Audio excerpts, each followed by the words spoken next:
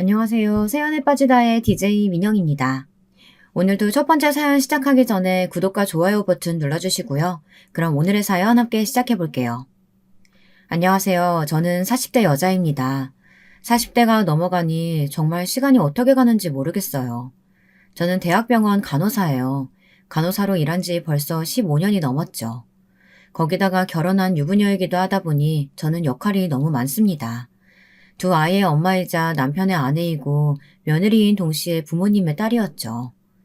결혼하고 몇 년 동안은 그 많은 역할 중 무엇 하나 놓치고 싶지 않아서 뒤도 돌아보지 않고 앞만 바라보며 살았습니다. 정말 친구를 만난 게 언제인지조차 기억나지 않을 정도로 정신없이 살았어요. 그런데 이제는 좀 지치네요. 제가 아무리 잘하려고 노력하고 힘을 내봐도 곁에 있는 사람들이 도와주지 않으면 그것도 제 마음대로 되는 게 아니라는 걸 뼈저리게 느끼고 있습니다. 저는 아들만 셋인 집에 장남에게 시집가 졸지에 만만일이가 됐습니다.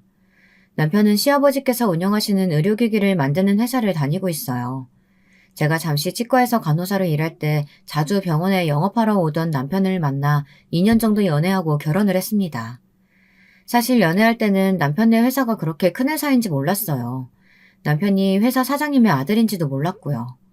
결혼하려고 시댁에 인사드리러 갔는데 집안이 꽤 어마어마했습니다. 알고 보니 시아버지께서 운영하시는 회사가 벌써 3대째 이어져 온 뼈대 있는 회사더라고요. 유명 대학병원에 들어가는 기계도 웬만하면 다 시아버지 회사에서 나온 의료기기였어요. 더군다나 남편만 빼고 시동생 둘은 다 의사예요. 사실 남편과 가까워진 계기도 의사라는 직업 때문이었습니다. 저도 어릴 적 꿈이 의사였어요. 고등학교 때까지 줄곧 저는 의사가 아니면 다른 건 아예 할 생각도 없었습니다. 의사라는 직업이 너무 멋있게 보였거든요.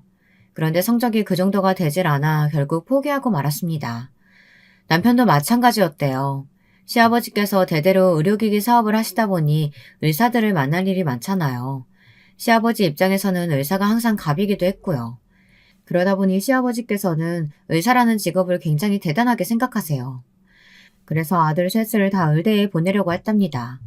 그런데 아들 셋 중에 저희 남편만 공부를 못해서 의대에 가지 못한 거죠. 저는 그나마 고등학교 때 일찌감치 의대를 포기하고 간호대학을 갔지만 남편은 재수를 했어요. 나중에는 둘째 시동생이 의대에 먼저 붙는 바람에 시아버지께서 남편은 포기했답니다. 여기까지만 들어도 집안에서 남편의 입지가 어떨지 대충 예상이 되시죠? 장남이고 시아버지를 도와 함께 일을 하고 있었지만 시아버지께서 남편보다 시동생들에게 거는 기대가 더 크세요. 그런 모습을 볼 때마다 저와 남편은 그러려니 했습니다. 진호 저 녀석의 의사는 못됐어도 그나마 간호사 며느리라도 데려왔으니 장하지 뭐. 의사였으면 더 좋았겠지만. 시아버지는 농담처럼 말하기는 하셨지만 은연중에 의사 며느리를 바라셨나 보더군요. 그래도 제가 간호사라는 말을 듣고는 바로 결혼을 허락하셨어요. 같은 의료계 식구라나 뭐라나 하시면서요. 그런데 사실 간호사인 제 입장에서 시댁 식구 중에 의사가 있다는 건 썩 편하지만은 않아요. 어쨌든 병원 내에서 제가 의사들의 지시를 받고 움직이는 사람이니까요. 그런데 저희 시댁에는 하나도 아니고 둘이 있으니 만날 때마다 좀 불편하긴 했습니다. 안 하려고 해도 병원 일을 많이 이야기하게 되니까요. 그래도 시동생들은 둘 다 페이닥터로 개인 병원에서 일하고 있어서 저와 부딪힐 일은 없을 것 같아 다행이다 싶었습니다. 그런데 문제는 제가 결혼한 이후 벌어졌습니다. 시동생 둘이 제가 결혼한 뒤 몇 년 사이에 결혼을 했는데 하필이면 둘 다 의사와 결혼을 한 거예요. 그것도 둘째 동서는 저와 같은 대학병원에 근무하고 있는 의사였습니다. 같은 과는 아니었지만 병원에서 몇 번 본 적이 있는 사이였어요. 운명의 장난이었습니다. 동서 둘이 다 의사라니요. 저는 병원을 옮겨야 하나 말아야 하나 고민이 될 정도로 힘들었습니다. 시동생들의 결혼은 저에게만 고난이었지 시댁에는 경사였습니다. 시아버지께서 그렇게 좋아하시는 의사 며느리를 둘이나 보신 거니까요. 시아버지는 동서들만 보고 있으면 밥을 안 먹어도 배가 부르다고 하셨어요. 저는 자연스럽게 관심 받게 되어버렸죠. 신경 쓰지 않으려고 해도 신경이 쓰였어요. 그럴 수밖에 없는 게 제가 느끼기에 시부모님께서 며느리들을 대하시는 게 너무 달랐거든요. 며느리가 셋이나 있었지만 동서들은 가만 보면 무슨 대단한 손님 같았어요. 같은 며느리인데도 저와는 여러 면의 대우가 달랐습니다. 가족 행사가 있어서 시댁에 모이기라도 하면 시아버지는 동서들을 주방에 들어가지도 못하게 했습니다. 저는 당연히 주방에서 시어머니를 도와 일을 하는데 동서들에게는 자꾸만 방에 들어가서 쉬라고 하셨어요. 병원에서 하루 종일 힘들게 수술하고 온 애들을 뭐하러 불렀어? 저 귀한 손으로 주방에서 일이라도 하다가 다치기라도 하면 어떡해? 그건 우리가 죄 짓는 거야. 아이고, 며느리 사랑은 시아버지라다니만 유나는. 그래 뭐 할 것도 없는데 너희는 들어가서 쉬어라. 나랑 우리 큰며느리가 하면 되지 뭐. 이게 은근 서운합니다. 며느리로서 시댁일을 돕는 거야 저도 할 수 있습니다. 그런데 제가 맏며느리라 당연히 시어머니를 도와야 한다고 하시는 건지, 그게 아니면 저는 의사가 아니니까 저만 일을 하라시는 건지 괜히 혼자 마음속으로 자꾸만 곱씹게 됐습니다. 저도 의사였으면 동서들과 똑같이 대우해 주셨을까 싶기도 하고요. 더 짜증이 나는 건 동서들의 태도입니다. 한 달에 한 번도 시댁 행사에 올까 말까 하는데 가끔 와서 손 하나 까딱을 안 해요. 아무리 시아버지가 아무것도 하지 말고 앉아있으라고 해도 그렇지 저와 남편이 시어머니를 돕고 있는데도 꼼짝을 안 합니다. 다 큰 성인들이 식사 준비나 뒷정리 정도는 당연히 함께 해야 하는 거 아닌가요? 제가 시어머니와 함께 음식을 다 준비해 놓으면 동서들은 앉아서 먹기 바빴어요. 식사가 끝나도 치울 생각은 조금도 하지 않았죠. 상 차리는 건 나랑 남편이 했으니까 상 치우는 건 둘째네랑 막내가 같이 좀 해줘. 그러는 꼴이 너무 보기 싫어서 저는 대놓고 둘째 동서와 막내 동서에게 일을 시켰습니다. 시동생들한테도 같이 주방에 들어가서 하라고 했어요. 여럿이서 하면 금방 끝날 일이라고요. 형님, 아버님이 병원 일이 궁금한 게 많으시다고 식사 끝나면 차 마시면서 담소 나누자고 하셨어요. 저희는 바빠서 아버님 많이 뵙지도 못하는데 온 김에 이야기도 좀 나누고 해야죠. 설거지 하는데 얼마나 걸린다고 그래. 후다닥 빨리 하고 과일 먹으면서 다 같이 담소 나누면 되지. 됐다 됐어. 저거 얼마나 된다고. 그냥 내가 하면 된다. 다들 앉아서 쉬어라. 제가 대놓고 말해도 동서들은 아주 요리조리 잘 빠져나갔어요. 거기다가 시어머니도 제게는 이거 해라 저거 해라 잘만 하시면서 동서들에게는 아예 시키지도 않으셨습니다. 저는 시어머니를 따라 주방에 들어가 왜 동서들한테는 아무것도 안 시키냐고 툴툴거렸어요. 시어머니는 저더러 혼자 일하게 해서 억울하냐고 하셨어요. 그래서 제가 너무 억울하다고 했습니다. 시어머니도 의사 며느리들은 불편하시대요. 시아버지가 하도 감싸서 뭘 시키기도 어렵고 본인들도 저렇게 앉아서 대접받으려고만 하는데 꼭 못돼 먹은 시어머니처럼 일 시키는 것도 싫다고요. 저는 살갑고 말도 잘 통하니 저와 함께 있는 게 편하시답니다. 저도 다 압니다. 편하다는 건 시어머니도 제가 만만해서라는 걸요. 하지만 어쩌겠어요. 저도 괜히 의사 동서들 틈에 껴서 시아버지에게 차별당하느니 그냥 주방에서 일하는 게 마음이 편했습니다. 근데 그것도 한두 번이지 이게 반복되다 보니 서운한 정도로 끝나지 않더라고요. 저희 시댁은 1년에 4번 제사를 지내요. 명절에도 온 가족이 다 모여서 크게 제사를 모십니다. 저는 결혼하고 시댁 행사에 한 번도 빠진 적이 없어요. 절대 빠질 수 있는 분위기가 아니었거든요. 제사하기 딱 일주일 전에 시아버지에게 연락이 옵니다. 며칠 몇 시부터 집안 여자들이 다 모여서 음식 준비해서 제사를 모셔야 하니 그날은 꼭 시간을 빼놓으라고요. 저는 대학병원에서 3교대를 하다 보니 시간을 맞추기 여간 힘든 게 아니었어요. 하지만 어쩔 수 없었습니다. 저는 자는 시간도 포기하고 시댁 행사에 참석했어요. 제삿날 저희 시댁뿐만이 아니라 시아버지의 형제분들 사촌의 육촌까지 모여 다 함께 제사를 모시거든요. 제사를 지내기 하루 전날 밤부터 전이며 음식을 준비하는데 같은 자세로 앉아서 계속 음식을 하다 보면 큰집 며느리 작은집 며느리 다들 불려와 함께 음식을 만들었어요. 집안의 장남들은 계속해서 손님들을 맞이하죠. 누구 하나 일이 생겨 빠지는 날이면 어른들께서 아주 호통을 치셨습니다. 이래서 조상님 덕을 보겠냐면서요. 저는 결혼한 지 한창 됐는데도 아직도 이런 집안이 있다는 게 믿기지 않아요. 저도 대학에 들어가기 전까지는 시골에 살았었는데도 시골에서도 본 적이 없는 분위기였어요. 처음엔 저도 놀랐습니다. 서울 사람들도 이렇게 힘들게 제사를 지내고 집안에 행사가 많은 줄은 몰랐거든요. 그런데 동서들은 예외였습니다. 둘째 동서가 생기고 나서 당연히 저는 동서도 함께 오는 줄 알았어요. 하지만 시아버지께서 아예 부르질 않으셨더군요. 제사 때 시고모 할머니께서 이 집 둘째 며느리는 왜 안 왔냐고 묻는데도 시아버지는 손사래를 치셨습니다. 아이고 우리 교수님이 얼마나 바쁜데요. 제사가 아무리 중요해도 사람 살리는 일하는 의사 선생님한테 전이나 붙이라고 하면 어떻게 해요. 이 집은 큰며느리도 병원에서 일한다고 하지 않았어? 왜 큰며느리랑 둘째 며느리 차별해? 큰며느리도 병원 빠지고 왔으면 둘째 며느리도 와야지. 고모님도 참 모르는 소리 하시네요. 간호사랑 의사랑은 엄연히 다르죠. 간호사야 대체할 수 있는 사람이 병원에 몇백 명이야 있지만 교수는 몇 명 안 되잖아요. 순간 주방에 있던 사람들이 모두 다 고요해지면서 다들 제 눈치를 보는데도 시아버지는 혼자 웃고 있었습니다. 시어머니는 제 손을 꼭 잡아주시면서 너무 서운해하지 말라고 하셨어요. 원래 저 정도밖에 안 되는 사람이라고 하시면서요. 시아버지가 형제들 다 있는 데서 남편을 시동생들과 차별하는 모습을 본 적이 있어요. 회사 일 이야기를 하면서 그 머리로 공부를 했으니 의대에 갈 턱이 있냐부터 시작해서 아버지가 다 떠먹여주는데도 못 처먹냐 하는 소리까지 하고는 하셨습니다. 그런 모습을 볼 때마다 언젠가 저도 동서들과 비슷한 상황이 생길 수도 있겠다 예상하지 않았던 건 아니에요. 하지만 막상 겪으니 기분이 상당히 나쁘더군요. 저는 제가 다른 사람보다 깡이 있는 사람인 줄 알았어요. 어릴 때부터 싫은 소리 많이 듣고 자라서 진작 면역이 생긴 줄 알았는데 그게 또 아니더군요. 싫은 소리는 언제 들어도 그냥 싫은 거였어요. 제가 병원에서 일하는 걸 친정엄마가 별로 좋아하지 않으세요. 제가 의사가 된다고 했을 때도 어머니는 항상 콧방귀를 끼며 좋아하지 않았습니다. 네 성적의 의사는 무슨 의사? 그리고 병원이 얼마나 답답하고 지저분한 곳인지 알아? 세상 천지에 좋은 데 다 놔두고 왜 아픈 사람들이나 드나드는 병원에서 일하겠다고 난리야. 친정엄마와 저는 사이가 별로 좋지 않았어요. 지금 제 모습에서는 상상할 수 없을 정도로 어린 시절엔 콤플렉스 덩어리였습니다. 그게 바로 친정엄마 때문이었어요. 저는 원래 욕심도 많고 꿈도 크게 가는 아이였습니다. 그런데 엄마는 항상 제게 부정적인 이야기만 하셨어요. 한창 꾸미는 것에 호기심이 많을 때도 옷도 이것저것 입어보고 입술도 발라보고 했었는데 그 모습을 보고 엄마는 호박에 줄 그으면 수박 되냐면서 저는 아빠를 닮아 인물이 없으니 나중에 성형수술을 해서 싹 뜯어고쳐야 한다고 했습니다. 하필이면 나를 안 닮고 인물이라고는 없는 지 아빠를 닮았나 몰라. 암튼 나쁜 건 다 닮았다니까. 엄마는 하나밖에 없는 자식한테 그게 할 소리야? 고승고치도 자기 자식은 예쁘다고 한다는데 혹시 엄마 나 어디서 주워온 거 아니야?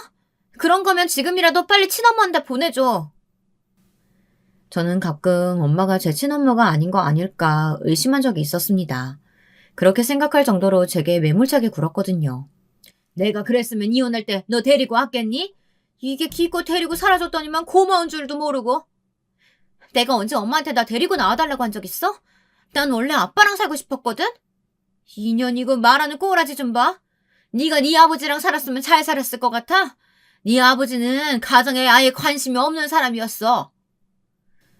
저도 철없던 시절이었기에 엄마에게 모진 소리를 퍼부었습니다. 그럴 때마다 엄마한테 머리고 등이고 두들겨 맞고는 했어요. 그러다 속이 상한 엄마는 저를 집에 혼자 두고 나가서 매일 술을 퍼마시고 들어왔습니다. 엄마는 우울증에 알코올 의존증이 심했거든요. 국민학교 때 아버지와 어머니가 이혼하신 이후 저의 모든 것이 달라졌습니다. 원래 유복하게 살았었어요. 정원이 있는 큰 집에서 살다가 부모님이 이혼하시면서 엄마가 저를 데리고 그 집을 나왔습니다. 저는 멀쩡한 집을 두고 나와 다 쓰러져가는 단칸방에서 엄마와 단둘이 살았어요. 저는 그 집이 너무 싫어서 어떻게 하면 다시 아빠한테 돌아갈 수 있을까 매일 밤 고민했습니다. 그러던 와중에 제가 중학생 때 엄마가 재혼하셨어요. 새아버지는 작은 동네에서 혼자 사시면서 농사를 지으시던 분이었습니다. 형편이 넉넉하지 않았어요. 서울로 대학을 올 때까지 새아버지와 함께 살았지만 저는 그 집에 마음을 붙이지 못했습니다. 저에게 아버지는 오로지 한 분이었으니까요. 아버지와 사는 지역이 달라 자주 보지는 못했지만 한 달에 한 번씩 학교 앞으로 찾아와서 맛있는 것도 사주시고 좋은 옷이며 가방, 용돈도 넉넉히 주고 가셨습니다. 그리고 항상 힘든 일이 있으면 아버지에게 연락하라고 했어요. 저는 엄마와 새아버지가 있는 다 쓰러져가는 집이 아니라 아버지가 사는 집으로 가고 싶다고 졸랐습니다. 이제는 아버지와 살면 안 되냐고요. 그때 아버지의 곤란해하던 눈빛이 지금까지도 생생해요. 나중에 엄마에게 듣기로는 아버지한테도 애인이 있다고 하더라고요. 네 아빠라는 사람 원래 옛날부터 여자 관계 복잡했어. 지금도 여자가 한둘이 아닐걸? 증거 있어? 증거도 없으면서 엄마는 왜 아빠를 이상한 사람 만들어? 2년이 지금까지 먹여주고 키워준 게 누군데 맨날 지 아비 편만 들어 못돼 처먹은 년. 친정엄마는 이혼하고도 매일 제게 아버지 욕을 하셨어요. 어떨 땐 아버지의 바람기 때문에 이혼했다고 하기도 하고 어떨 땐 아버지가 가정에 소홀해서 너무 외로웠다고 하셨죠. 저는 아버지를 누구보다 존경했고 좋아했기 때문에 엄마가 아버지 욕을 하는 게 싫었어요. 그리고 매일 툭하면 신세 한탄하며 울고 짜는 엄마도 싫었습니다. 제 머릿속에는 어떻게든 엄마 품을 떠나 서울로 대학에 오고 싶다는 생각뿐이었습니다. 아버지가 계신 서울로요.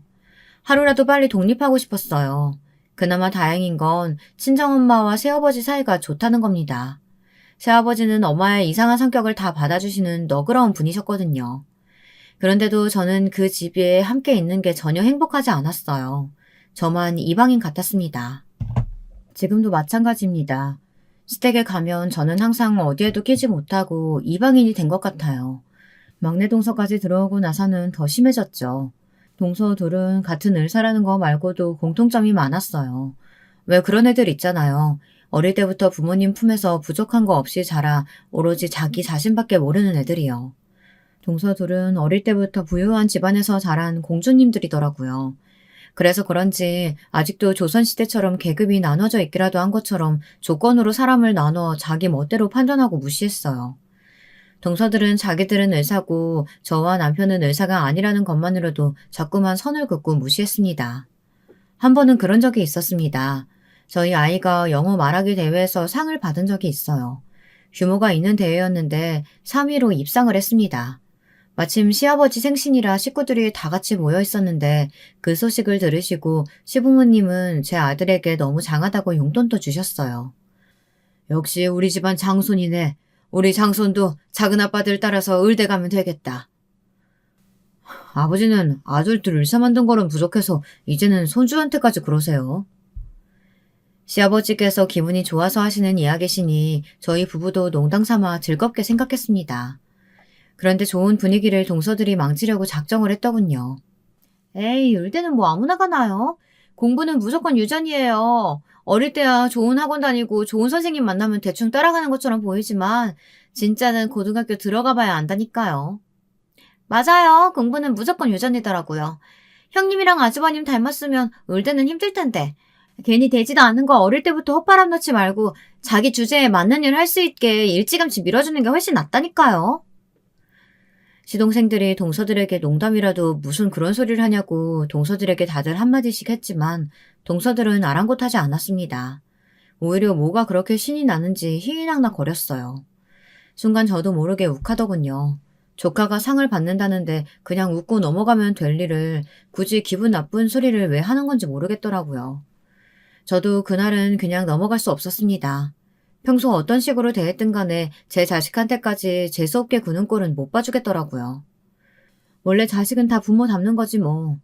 근데 막내 동서랑 막내 서방님은 둘 다 쌍꺼풀이 엄청 진한데 우리 귀여운 조카만 쌍꺼풀이 없네? 이상하다. 누굴 닮아서 이런 거지? 막내 동서 눈은 누가 봐도 성형수술을 한 눈이에요.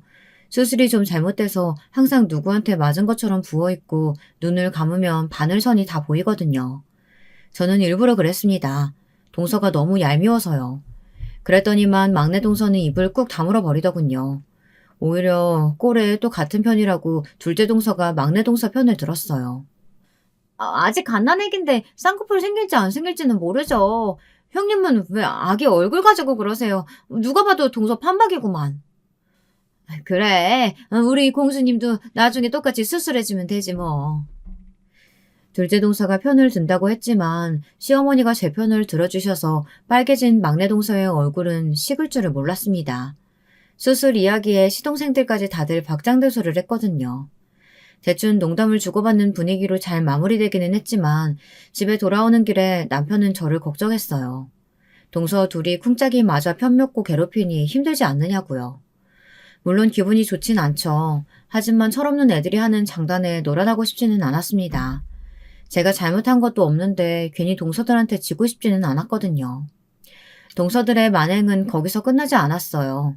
제가 쌍꺼풀 이야기한 게 기분이 상했는지 자기들끼리 저를 골탕 먹이려고 작정을 하고 있었더라고요. 글쎄, 명절날 둘 다 작정하고 시댁에 안 왔어요. 제삿날 안 오는 거야 저도 이해합니다. 며느리한테 시댁 제사가 의무인 것도 아닌데 오고 말고는 각자 알아서 할 수 있는 거니까요. 하지만 명절은 달랐습니다. 저희 시댁은 설 명절에 일이 무진장 많아요. 유부 선배님들이야 벌써 제사 규모만 보고도 아셨겠지만 명절날 시댁으로 식사할 때마다 오시는 손님이 셀 수 없이 많습니다. 만두를 몇백 개씩 빚는 것부터 시작해서 음식을 거의 20가지 정도를 시어머니가 직접 다 하세요. 시집 온 첫날부터 저는 몸살이 났었어요. 그 전까지 3교대 간호사 생활을 하면서도 흔한 감기 한 번 안 걸린 제가 명절 한 번에 몸살이 났으니 보통 일이 아닌 거죠. 시어머니는 제가 시집 오기 전까지 이 큰일을 항상 혼자 해오셨으니 정말 대단했습니다. 너는 장남이라는 놈이 손님들 오시는데 주방에서 뭐 하는 거야? 당장 나와서 술도 따르고 심부름도 해야지. 재수 씨들이 둘 다 안 와서 일이 너무 많아요. 올해 손님 맞이는 아버지가 다 알아서 하세요. 저는 우리 아내 또 아플까봐 걱정돼서 도저히 안 되겠어요.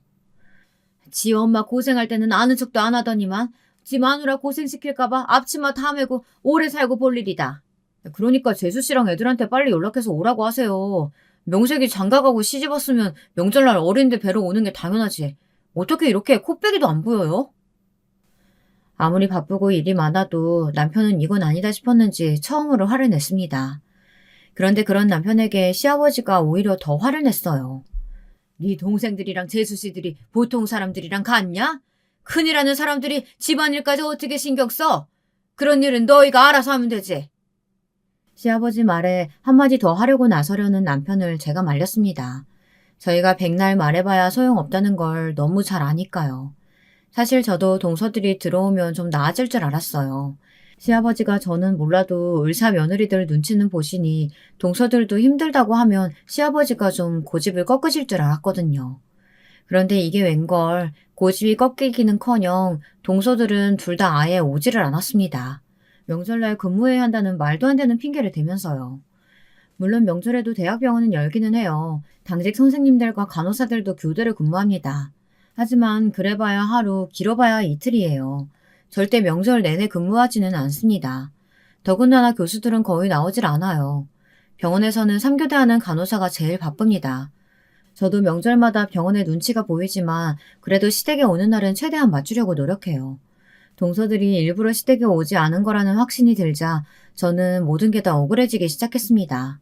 만두를 빚다가도 전을 부치다가도 명색이 며느리가 셋인데 왜 저만 와서 이 고생을 하고 있나 짜증이 나더라고요. 어머님 아버님도 너무 하시는 거 아니야? 의사만 아들 며느리고 우리는 아무렇게나 부려먹어도 되는 무술이냐고. 이런 식이면 나도 추석부터는 그냥 근무할 거야. 저는 쌓인 화를 애꿎은 남편에게 풀었습니다. 그래도 화가 풀리지를 않더군요. 시동생들과 동서들은 거짓말을 한 게 맞았어요. 제가 병원에 전화해서 알아보니 둘째 동서도 명절엔 출근을 안 했다고 하더군요. 진실을 알게 된 남편은 저보다 더 화를 냈어요. 엄연히 자기가 한 집안의 장남인데 귀강을 너무 안 잡았다면서 이대로 두고만 보고 있지 않겠답니다. 그러더니만 갑자기 시동생들에게 전화를 걸었어요. 그리고 소리쳤습니다. 지금 당장 재수 씨들을 데리고 집으로 오라고요. 저는 뭔가 일이 커지는 것 같아 가슴이 뛰었지만 한 번은 짚고 넘어가야 할 일이라고 생각했어요. 동서들이 저를 골탕 먹이겠다고 일부러 그런 거라면 본때를 보여줬어야 했으니까요. 재수씨, 병원에 알아보니까 오늘 근무 없으시다던데요. 설마 명절 음식 하기 싫어서 근무한다고 거짓말하고 시댁에 안 온 거예요? 아니에요. 병원에 급한 일이 있어서 새벽에 잠깐 나갔다가 들어왔어요. 제가 새벽에 잠을 못 잤더니만 너무 피곤해서 집에서 잠깐 쉬었다가 오려고 했어요. 막내 재수씨는요. 분명히 병원에 출근하셨다더니만 옷은 골프웨어네요? 설마 골프 치다 왔어요? 저희 병원 원장님께서 치러 가자고 하셔서 어쩔 수 없이 다녀온 거예요. 어머님 아버님도 아시잖아요. 사회생활 하다 보면 이런 것도 다 업무의 연속이라는 걸요. 저도 둘째 형님처럼 최연소 교수 자리 따내려면 지금부터 노력해야죠. 동서들은 아주 미꾸라지처럼 요리조리 피해갔습니다. 시아버지와 의사 며느리들이 뭘 하든 상관없는 눈치였지만 시어머니는 좀 달랐습니다. 당신이 평생 명절이든 제사날이든 혼자 음식 준비하느라 고생한 걸 뻔히 다 아는 아들들까지 마누라들 등살에 못 이겨 거짓말을 하려고 했다는 게 서운하신 것 같더라고요. 표정이 좋지 않으셨어요. 텔레비전에서 요즘 며느리들은 1년에 꼴랑 2번인 명절도 시댁에 오기 싫어서 가짜 깁스까지 사서 낀다더만 우리 집안도 별반 다르지 않구나. 다 꼴 보기 싫으니까 명절이고 나발이고 너희 다 친정에 가버려. 시어머니는 생각보다 더 실망하셨는지 하던 음식들도 다 내팽개치시고는 저희더러 다 친정으로 가버리라고 소리를 지르셨어요. 쾅 소리가 날 정도로 문을 세게 닫고 방에 들어가 버리셨습니다. 그런데 괜한 불똥이 남편에게 튀었습니다. 시아버지는 명절날 사달이 난 게 다 남편 탓이라네요. 내가 너 때문에 못 살겠다. 바쁜 의사 동생들 굵기 잡는 것도 모자라서 의사 재수씨들까지 불러가지고 손윗사람 노릇하는 거냐? 너는 팔자 편하게 내 밑에서만 일해봐서 다른 일은 아예 몰라서 그래. 어디 병원 일이 쉬운 줄 알아? 힘들게 일하고 명절 때 좀 쉴 수도 있지. 왜 괜히 분란을 들어? 아버지가 이렇게 이해심이 넘치는 줄은 몰랐네요. 그럼 공평하게 해야죠. 왜 매번 제 아내만 불러가지고 고생시키는데요? 자꾸 이런 식으로 자식 차별하시면 저희도 제사고 명절이고 안 올 거예요. 동서들이 잘못한 걸 괜히 욕은 저희 부부가 먹고 남편과 시아버지는 심하게 다퉜습니다. 안 그래도 시아버지가 남편과 시동생들을 차별하시는데 그날 이후 시아버지에게 남편은 미운 털이 아주 단단히 박혔죠. 저와 남편의 존재감이 더 떨어졌습니다. 시아버지는 매번 남편이 하는 일이라면 뭐든 탐탁지 않아 하셨어요. 그러다 보니 동서들의 거만은 하늘을 찔렀습니다. 그러던 어느 날이었어요. 시아버지 회사에 큰 행사가 있었습니다. 새로운 의료기기를 홍보하는 행사였는데요. 병원 사람들이 참석하는 자리다 보니 시아버지는 의사 아들들과 며느리들을 모두 다 대동하고 행사장에 가셨어요. 당연히 저와 남편도 참석했지만 위치가 달랐습니다. 남편은 회사 직원들과 함께 행사 준비하느라 정신없이 바빴어요. 저는 어디에 껴야 할지 몰라 행사장만 어슬렁거리고 있었습니다. 그러던 중 동서들이 앉아 다가를 즐기고 있는 모습을 발견했어요. 저는 동서들이 있는 테이블로 갔습니다. 사이가 어떻든 저도 한 가족인데 같이 있을 수 있으니까요. 그런데 제가 너무 많은 걸 바랬나 봅니다. 제가 자리에 앉자마자 갑자기 동서 둘이 영어로 대화하기 시작했어요. 저는 순간 미간이 구겨질 정도로 기분이 나빴습니다. 제가 앉기 전까지 둘이 시시덕거리고 있는 걸 분명히 봤는데 제가 앉자마자 진지하게 영어로 대화하다니요. 충분히 고의적이라고 생각할 수밖에 없었습니다.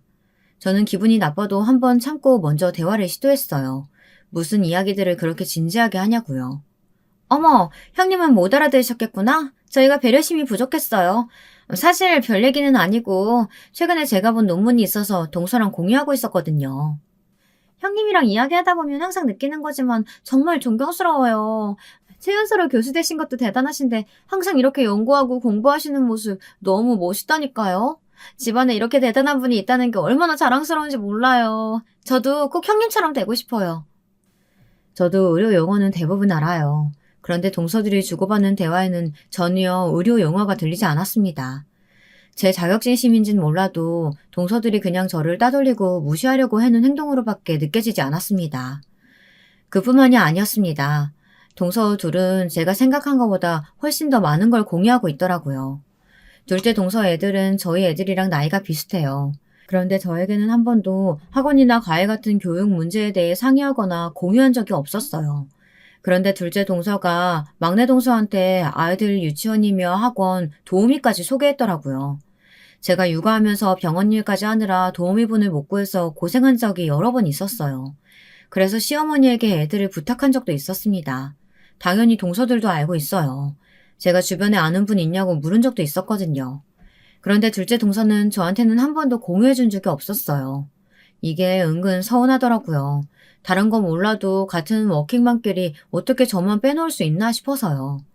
저는 서운한 마음을 애써 감추고 제가 먼저 말을 꺼냈습니다. 좋은 선생님이나 도우미분 있으면 저에게도 공유 좀 해달라고 너스레까지 떨면서요. 그러자 동서들은 짠듯이 둘 다 피식 웃더군요. 저도 다 소개해드리고 싶죠. 근데 선생님들이나 도우미분들도 수준이 다 높아요. 대부분 강남권에서만 근무하고 싶어 하시기도 하고 중요한 건 그만큼 페이도 높고요. 둘째 동서는 사람을 은근히 깔아뭉개는 재주가 있습니다. 돌려 말하나 싶다가도 결국 사람을 무시하는 거죠. 내가 말 안 했나? 우리 친정도 강남권이야. 친정 아빠한테 말씀드리면 그쪽에서 수업 받아도 돼. 그리고 사람만 마음에 들면 페이가 아무리 비싸도 우리도 충분히 마셔드릴 수 있어. 형님 친정 지방인 거 우리가 다 아는데 왜 거짓말을 하고 그러세요? 형님이 그러시니까 우리가 괜히 형님 무시한 것 같잖아요. 동서, 그게 거짓말이 아니라, 에이, 동서 됐어. 형님 민망하게 무슨 그런 소리래. 알았어요. 형님, 제가 생각이 짧았어요. 제가 저희 선생님께 잘 말씀드려서 소개해 드릴게요. 둘째 동서가 제 말을 자르더니 사람 좋은 척 인자하게 미소를 지으며 저에게 미안하다고 사과하는 거 있죠. 그건 진심으로 미안해해서 하는 말이 아니었어요. 눈빛에는 저를 무시하는 마음이 그대로 깔려 있었거든요.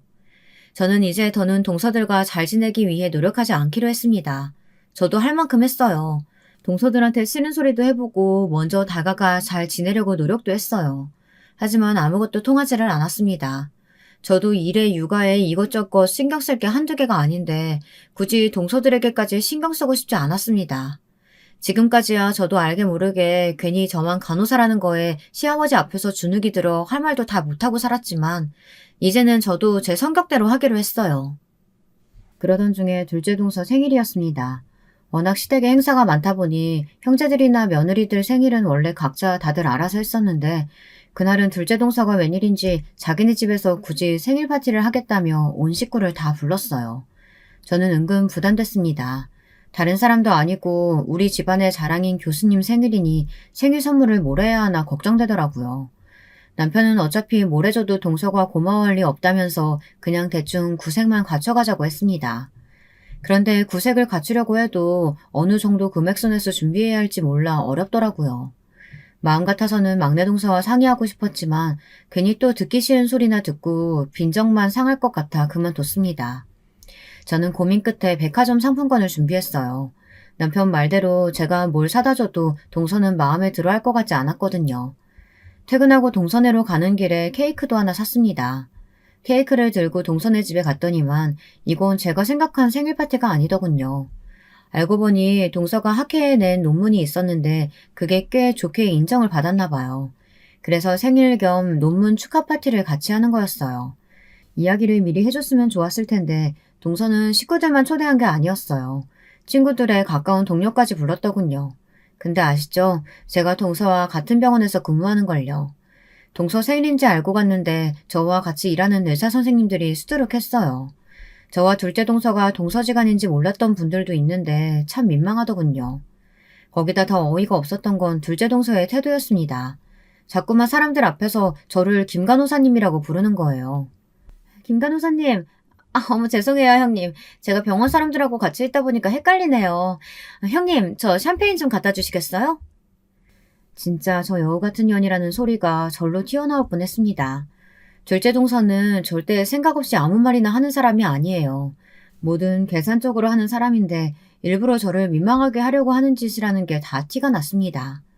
어쩌겠어요. 저런 미친 게 제 동서인걸요. 저는 최대한 의사 선생님들 눈을 피해 가족들과 있었습니다. 그런데 제가 잠시 화장실에 가다 둘째 동서와 막내 동서가 하는 이야기를 듣고 말았는데요. 제가 사온 케이크를 가지고 굳이 안 해도 될 소리를 하고 있더군요. 어머, 이게 뭐야? 누가 이런 시장통 케이크를 사왔대? 누구긴 누구겠어. 우리 잘난 간호사 형님이지. 그 모습에 저도 모르게 욱하고 말았어요. 제가 말씀드렸었죠. 이제 웬만해서는 참지 않겠다고요. 저는 제가 준비한 백화점 상품권 봉투를 들고 동서에게 갔습니다. 그리고 둘째 동서에게 봉투를 건넸어요. 동서, 워낙 부족한 게 없으니까 뭘 줘도 다 있을 것 같아서 그냥 상품권으로 준비했어. 필요한 거 사. 백화점 이름이 버젓이 적힌 봉투를 보자마자 둘째 동서는 봉투 안을 확인하더군요. 제가 한 10만 원, 20만 원짜리나 넣은 줄 알았을 거예요. 저는 보란듯 100만 원 상품권을 넣었습니다. 동서들에게 보여주고 싶었거든요. 제가 자기들처럼 의사는 아니어도 저도 이 정도는 할 수 있다고요. 그런데 동서 반응은 제가 생각한 거가 달랐습니다. 갑자기 제 손을 덥석 잡더군요. 형님, 제가 전에 얘기한 것 때문에 이러시는 거예요? 이러시지 않아도 제가 과외 선생님 소개해 드린다니까요. 뭘 이렇게 무리하셨어요. 형님 형편 제가 뻔히 아는데 저 이거 절대 못 받아요. 형님은 저한테 딱 이 케이크만 주셔도 충분해요. 저 케이크만 받을게요. 둘째 동서는 순식간에 저를 이상한 사람으로 만들었습니다. 제가 쥐뿔도 없으면서 오기로 동서에게 상품권을 선물한 사람처럼요. 동서는 제 손에 상품권을 쥐어주더니 케이크 박스를 들고 갔습니다. 순간 주변에 있던 사람들이 저희를 보며 수군거렸어요. 저는 어이가 없어서 주방으로 들어가는 둘째 동서를 따라 들어갔습니다. 그런데 주방으로 따라 들어가지 않았으면 큰일 날 뻔했어요. 글쎄 동서가 케이크를 박스채 쓰레기통에 버리더라고요. 저는 순간 꼭지가 돌아버렸습니다. 제 생에 그 정도로 화가 난 건 처음이었어요. 저는 저도 모르게 미친 듯 달려가 동서를 벽으로 밀어버렸습니다. 도대체 무슨 짓을 하는 거냐고 소리를 지르면서요. 동서, 머리가 좀 어떻게 된 거 아니야? 아무리 사람이 못돼 먹어도 그렇지 어떻게 내가 사온 걸 그대로 버릴 수가 있어? 그러게 이딴 케이크를 누가 먹는다고 사와요? 난 호텔 케이크 아니면 입에도 안 되거든요?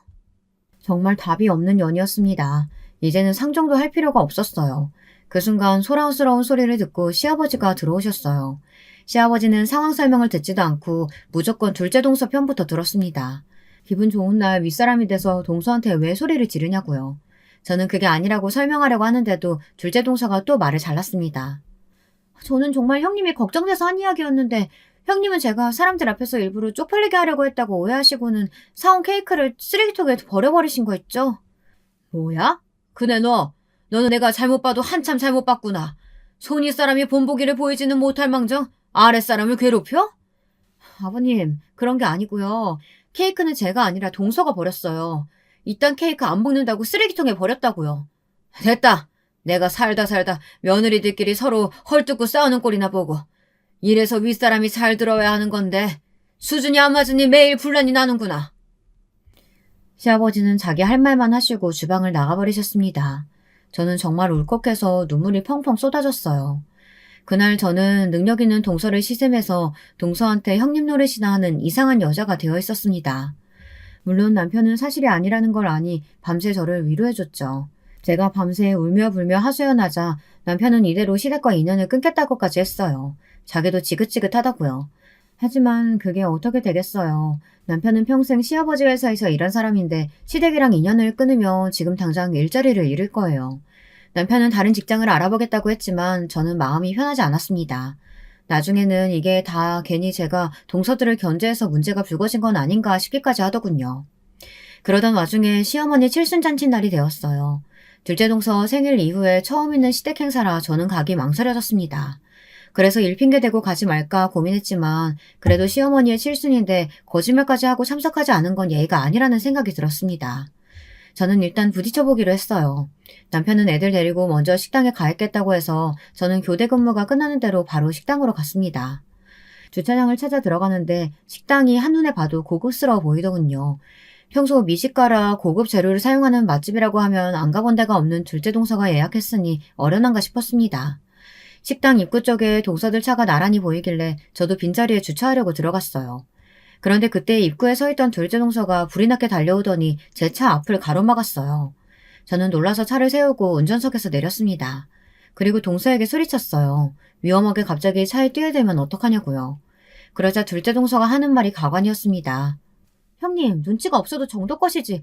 병원에서 중요한 손님들도 많이 오시는데 마티즈를 가족 자리에다 주차하시면 어떡해요. 집안 망신이니까 빨리 차 빼서 다른 곳에 주차하세요. 저는 둘째 동서의 행동이 기가 차다 못해 어이가 없어 실소가 터지더군요. 제가 배까지 잡고 웃자 둘째 동서 얼굴이 일그러졌어요. 동서, 마티즈가 뭐 어때서 그래? 동서 이런 거 가지고 사람 등급 나누고 그러는 몰상식한 사람이었어? 어머, 그럼 설마 지금까지 동서는 의사고 내가 간호사라고 무시하고 그랬던 거야? 명색이 의사라는 사람이 같이 일하는 간호사를 무시하면 어떡해. 동서가 그러가도 좋은 의사라고 할 수 있어? 의사면 그냥 의사지 꼭 좋은 의사일 필요 있나요? 하긴 병원에서 매일 의사 뒤치다거리나 하는 간호사가 뭘 하겠어. 지금 이게 다 무슨 소리야?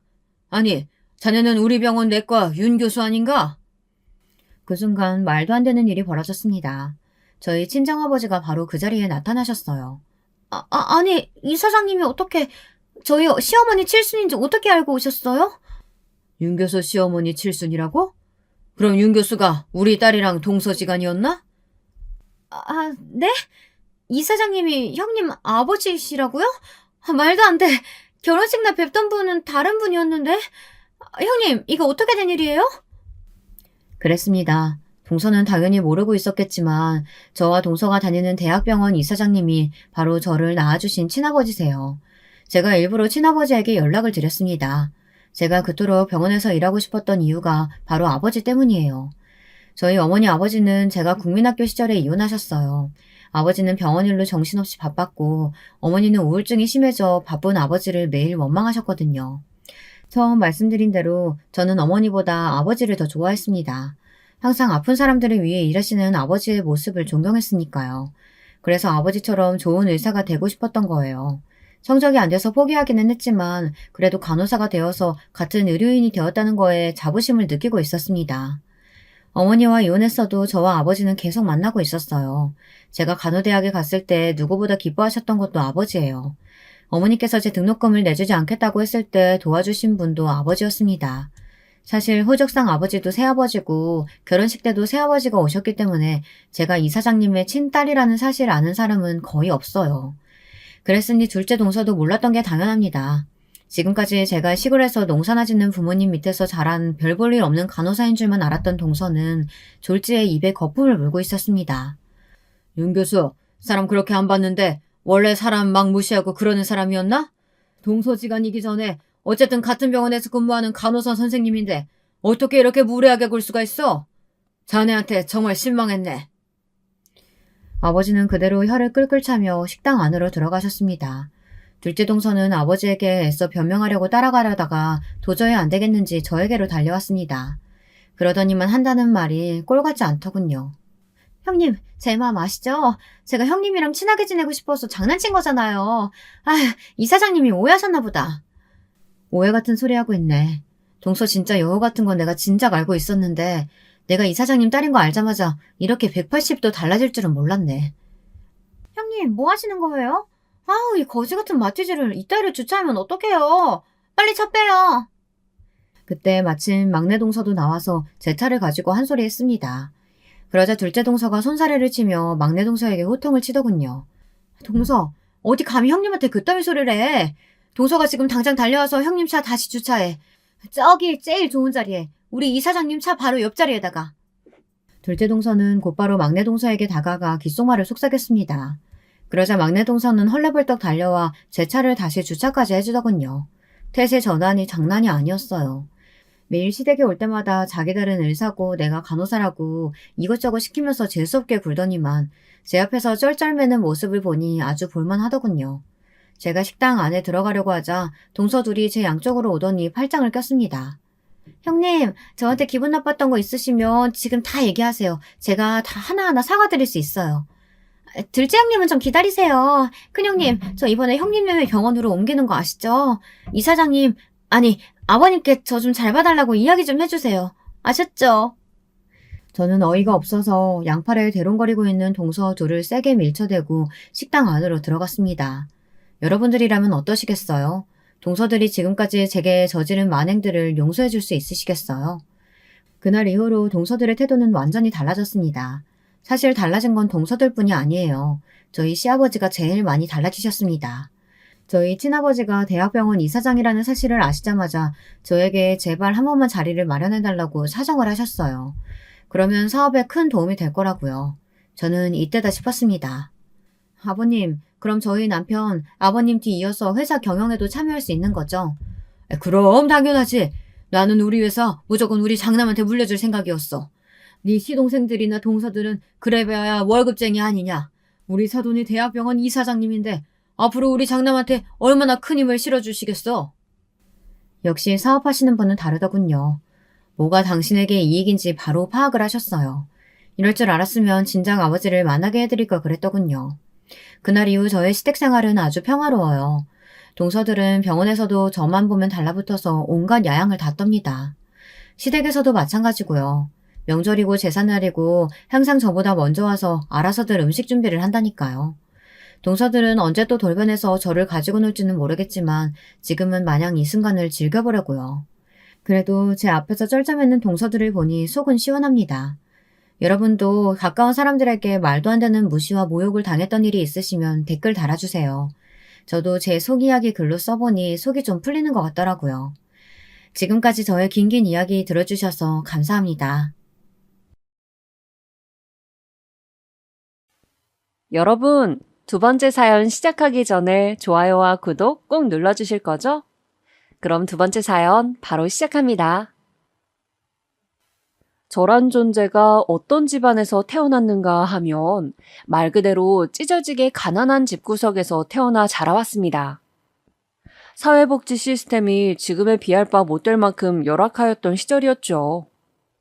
그러나 또 한편으로는 지금에 비하자면 가난에 대한 수용성이 아주 달랐던 그 시절이었습니다.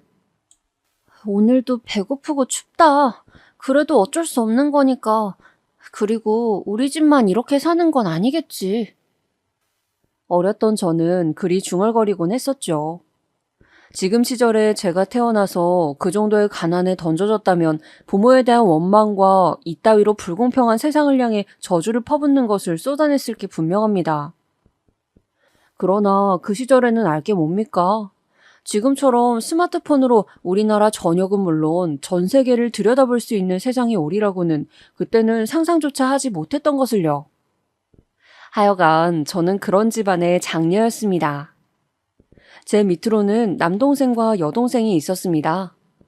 저희 삼남매는 코올리게 시절부터 가난에 순응해가며 자연을 벗삼아 놀고는 하였습니다.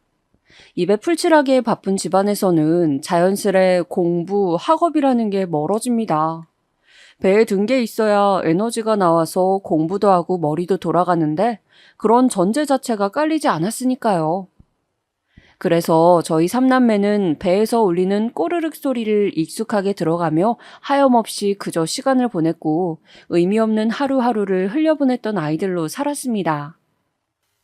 겨울이면 볼이 트고 발이 얼고 손이 굳어서 아무것도 할 수 없었죠. 신기한 게 바깥이나 집안이나 똑같이 추웠어요. 나름 실내랍시고 그래도 바깥과는 뭔가 차별점이 있어야 마땅했을 것인데 그런 것도 하나 없이 바뀌고 아니고 동상에 걸릴 만큼 겨울이면 늘 추웠습니다. 나이가 먹을 만큼 먹은 지금에 와서는 저는 그때를 회상하며 신기해합니다. 그런데도 용케 안 죽고 살아남아서 지금까지 인생을 이어온 것이 믿기 어려워서 그렇습니다. 그만큼 어느 날 갑자기 횟가닥 죽어버린다고 하여도 납득이 가능할 정도로 열악했던 환경이었어요. 빨리 밥 때가 되면 좋겠다. 그래야 불을 떼서 온기라도 느낄 수 있지. 개 떨듯이 달달 떨어댔던 저희 삼남매가 기다렸던 것은 밥 시간이었습니다. 언감생심 불을 떼는 것도 종일 뗄 수가 없었기에 밥을 지을 때만 저희 집은 불을 뗄 수가 있었으니까요. 어린 시절에는 아버지, 어머니 두 분이 저희 삼남매가 바라보는 세상에 전부나 다름없었습니다. 부모님이 세상의 중심이고 지도자였기 때문에 그 두 분을 투영해서만 세상을 바라보았어요. 그래서 저희 삼남매는 왜 가난한가를 궁금해하지 못했던 것 같습니다. 주어진 환경들이 너무나 자연스럽고 당연한 것이었기에 그랬겠죠. 첫째인 저는 물론이고 동생들마저 용돈이라는 개념을 알아본 역사가 없었습니다. 나이를 먹어갈수록 가난의 원인이 제 눈에는 서서히 보이기 시작했었네요. 분명히 일을 하시는 건 맞았지만 벌어오는 돈은 없다시피 하셨던 저희 집안의 가장, 아버지, 소위 일용직, 막노동이라고 표현되는 일을 하셨더랍니다. 제가 알기로는 어딘가에 특별히 소속되어 있지도 않으셨습니다. 그러니까 일감이 어딘가에서 생기면 그걸 받아다가 일을 하셨고 그게 없을 때면 집에서 가만히 주무셨어요. 그렇게 주무실 때면 저희 삼남매를 향해 이런 잔소리를 꼭 날리시곤 하였죠. 안 그래도 좁은 집 구석에서 뛰어다니지 마라. 더 좁게 느껴진다. 그 소리를 듣고 나면 저희 삼남매는 조용히 발소리를 죽이며 집 밖으로 나가서 놀궁리를 하였습니다. 해진 신발들을 신고 있을 때면 방에서 크게 들려오던 아버지의 목소리. 밖에서 너무 멀리까지 뛰어가지 마라. 그래봤자 다리만 아프고 배가죽만 일찍 들러붙는다. 어차피 다 아는 풍경인데 뭐하러 그걸 보려고 멀리 나가겠어? 안 그러냐? 그 잔소리를 뒤로한 채 저희 삼남매는 밖에 나가서 시간을 보냈었죠. 집에 먹을 것이 궁하니 괜히 열심히 놀아서 배를 빨리 꺼뜨리지 말라던 아버지의 당부가 저는 나이가 들수록 못내 슬프고도 기이하게 느껴졌습니다. 아버지는 특히 한겨울에는 일감이 없어서 집에서만 계셨던 것 같아요. 그 드물게 들어오는 일감마저 끝내고 나면 같이 데리고 일을 하셨던 인부들에게 돈을 먼저 챙겨주셨기에 실상 아버지가 손에 쥐는 것은 정말로 얼마 되지 않았습니다. 정식으로 소속되어 있는 입장도 아니었으며 하청의 하청 수준이었기 때문에 돈이 제때 잘 들어오지도 않았죠. 중학교 때부터 맞이인 제가 철이 가장 먼저 들었습니다. 동급생들을 보면서 다른 세상을 간접적으로 체험하기도 하면서 제 안에서 견고하였던 좁디 좁은 세상의 벽에 금이 가기 시작했던 것입니다. 그리고 저희 가족에게 가장 희소식이자 날벼락이기도 하였던 것은 제가 공부머리가 있었다는 놀라운 사실이었습니다. 이상하다. 나는 2번만 배우고 나면 이 공식을 완전히 이해할 수가 있거든. 이 공식에 대해 처음 배우고 그 다음에 처음 풀어보고 이 2번을 거치고 나면 이제 이 공식에 대한 의문이 내 안에 남아있지 않아. 그런데 왜 다른 친구들은 나와 똑같이 배운 이 공식을 왜 연속해서 배우려고 드는 거지? 공부에 대한 각 잡힌 개념조차 없었던 저는 처음에는 그저 의문스럽고 혼란스럽기까지 하였습니다. 어째서 다른 친구들은 배우고 난 것을 또 배우고 또 배우고 그러면서 왜 문제를 틀리기까지 하는 것인지 그것이 너무 희한하게 보였거든요. 그런데 대다수가 그렇게 공부를 하며 과목마다 개념을 익히고 있다는 것을 알게 된 순간 저는 제가 극소수에 속하는 공부머리를 지녔음을 깨우치게 되었습니다. 가난한 걸 광고라도 하듯 어딘가 구질해 보이고 초라해 보이는 기운을 숨길 수 없었던 저를 주시하거나 응원해주는 선생님은 처음에 아무도 안 계셨습니다. 그러나 점차 저에게 관심들을 주기 시작하셨습니다. 너는 공부하는 재능이 애초에 타고났구나. 재능이요? 저에게 재능이란 것이 있다고요? 그럴 리가 없어요. 저희 식구들은 아무도 재능과 가까이 살지 않는걸요? 친가랑 외가 친척들도 제가 알기로는 전부 마찬가지예요. 그런데 어떻게 제가 재능 같은 걸 타고날 수가 있었겠어요? 선생님께서 무얼 착각하신 모양 같아요. 네가 그렇게 여긴다고 하여도 시험 답안지는 거짓말을 하지 않아. 오로지 순수한 결과물만을 내놓지. 우리 학급은 물론이고 전교에서도 너만큼 공부에 재능이 있는 학생은 내가 생각하기로는 아무도 없는 것 같구나. 제가 그 정도라고요? 아니에요, 선생님. 제가 전교 1등을 하는 것도 아니잖아요.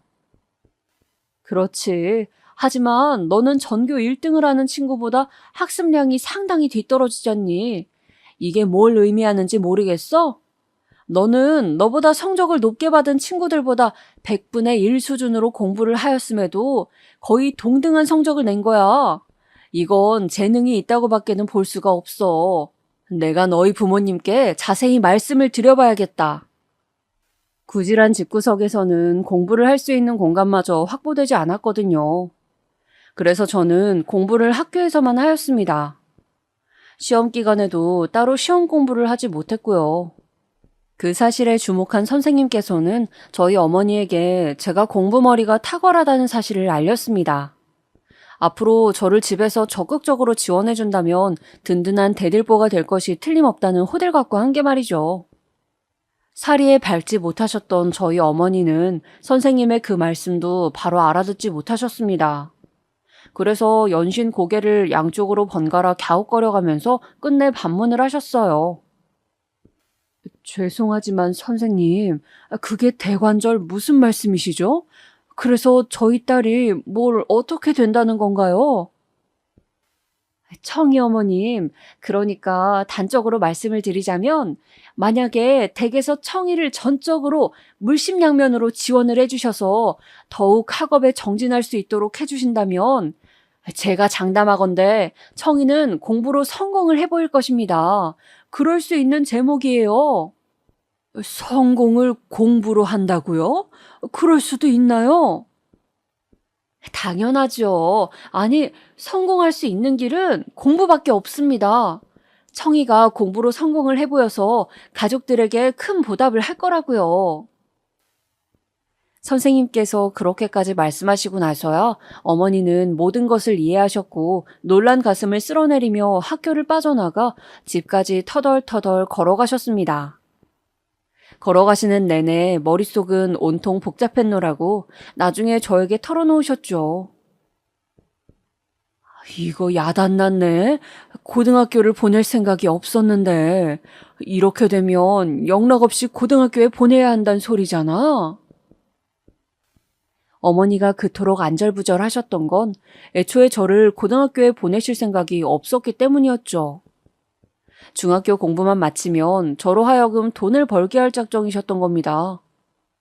그리고 이건 순전히 저의 추측이지만 저를 고등학교에 보내지 않으시고 돈을 벌게 하신 다음 제 바로 밑 둘째인 남동생을 고등학교에 보내실 요량이었던 것 같아요. 셋째인 여동생은 그때 상황을 봐서 고등학교에 보내든지 말든지 하셨겠죠. 그런데 제가 중학교에 가서 스멀스멀 혼자 공부를 하기 시작하더니 급기야는 3학년 재학 중에 선생님들을 감복시키기까지 하였으니 이건 어머니로서는 청천벽력이었던 것입니다. 하지만 공부로 성공을 할 수 있다고 했잖아. 그런 얘기를 듣고도 고등학교를 안 보내기란 너무나도 마음이 찝찝하여서 견딜 수가 없어. 에라이, 내가 그냥 미친 척하고 애들 아빠를 설득해야겠구나. 어머니가 걱정하셨던 또 다른 이유는 아버지는 철석같이 제가 곧 돈을 벌러 나갈 것이라고 믿고 계셨기 때문에 고된 회유의 과정이 필요하였기 때문입니다. 부모님 두 분은 저의 문제로 서로에게 날을 세워가며 대립하고 계셨습니다. 정희가 내년부터 돈을 벌어올 줄 알고 내가 약간의 마음을 놓고 의지를 하고 있었건만. 뭐 고등학교? 기집애가 뭔 고등학교야? 못 들었어요? 애가 공부를 그렇게나 잘한다잖아. 정희만 공부로 성공하면 우리 집, 우리 식구들 이제 다 걱정 없이 살 수 있다는데 그거 듣고도 당신은 무시할 수 있어요? 두 분은 몇 날 며칠을 같은 주제로 두고 싸우셨기에 저뿐만 아니라 동생들도 어떤 이야기인지 다 알게 되었습니다. 왜냐하면 집구석이 너무나도 좁았기 때문에 방음이란 개념 자체가 없었거든요. 어느 날 서로에게 또 언성을 높이시다가 문득 저희 삼남매 쪽을 바라보신 아버지는 소주 한 병을 사오라는 심부름을 내리셨어요. 엉덩이를 떼고 일어난 저희 삼남매가 같이 동네 슈퍼로 향하면서 대화를 나누었습니다. 누나는 고등학교 어디로 갈 거야? 이쪽 동네로 가나? 아니면 저쪽 동네로 가나? 언니가 그렇게 공부를 잘하면 언니는 그러면 천재인 거야? 어? 저는 양쪽에 각각 동생들을 둔 채로 걸으면서 제 자신에게 물어보았습니다. 고등학교를 가서 정말로 공부를 미친 듯이 잘해낼 각오가 되어 있는지를요. 막상 저의 생각이 어떤지는 부모님 두 분 다 저에게 물어보지 않으셨으므로 저는 스스로 질문을 던져야만 했습니다. 혹시나 잠시간 뇌에 문제가 생겨서 일시적으로 공부를 잘하게 된 것이라면 어떡하지? 나 말고는 아무도 집안에서 공부를 잘한다는 소리를 들어본 적이 없잖아. 심지어 내 동생 청석이와 청미는 아예 공부에 흥미가 없어 보이는데. 찢어지게 가난한 데다 모두 하나같이 배움이 짧은 사람들만 있었던 집안이었으므로 제가 정말로 공부 재능을 타고난 것이 맞는다면 저는 돌연변이인 셈이었습니다. 스스로의 수준이 가늠도 잘 되지 않았을 뿐더러 돈을 버는 대신에 고등학교를 가서 공부를 한다는 선택지가 부담스럽고도 두렵게 느껴졌어요. 나도 잘 모르겠어. 하지만 난 어쨌거나 공부를 하는 게 즐겁고 설레는 것 같아. 배움이 늘어날 때마다 뿌듯하고 보람찬 기분이 들거든. 아마도 나는 어느 고등학교든 진학해서 내 공부 실력이 어떤 수준인지 직접 체험해보고 싶은 것 같아. 그럼에도 저는 마음속에서 우러나오는 솔직한 말을 제 동생들에게 꺼내 보였습니다. 말을 뱉고 나니까 가슴이 막 두근거리더라고요. 그 후로 며칠이 지났을 때 부모님은 저를 앞에 앉혀두시곤 고등학교에 진학하라는 말씀을 건네주셨습니다. 저는 믿을 수가 없어서 아버지 쪽을 빤히 쳐다보았죠. 그러나 헛되게 들은 것이 아니었고 아버지 또한 진심으로 저에게 고등학교 진학을 권유하고 계셨습니다. 그러면 저는 내년에 돈을 벌러 가지 않아도 되는 건가요? 그래. 내년까지는 우리가 어떻게든 버티고 다 함께 이를 악물면 견뎌낼 수 있을 것 같으니. 그러면 내후년에는요? 그때까지도 저희 가족이 버틸 수 있을까요? 내후년부터는 누군가 새롭게 돈을 벌어야겠지? 네? 아버지, 새롭게 돈을 벌다니 도대체 누가? 말끝을 흐리던 저는 아버지의 눈길을 받으며 불현듯 깨달음이 찾아왔습니다. 그 옆에서 어머니는 고개를 조금 떨구고 계셨죠. 설마 청석이는 고등학교에 가지 않을 작정인가요? 제 물음에 부모님 두 분 다 동일하게 대답이 없으셨습니다. 아, 그 순간에 저는 너무나도 놀라서 잠시 숨을 멈춰야만 했습니다. 왜냐하면 저희 남동생 청석이는 이토록 찢어지게 가난하고 못 배워먹은 집구석에서도 유일하게 대접받고 또한 대우받는 존재였기 때문입니다.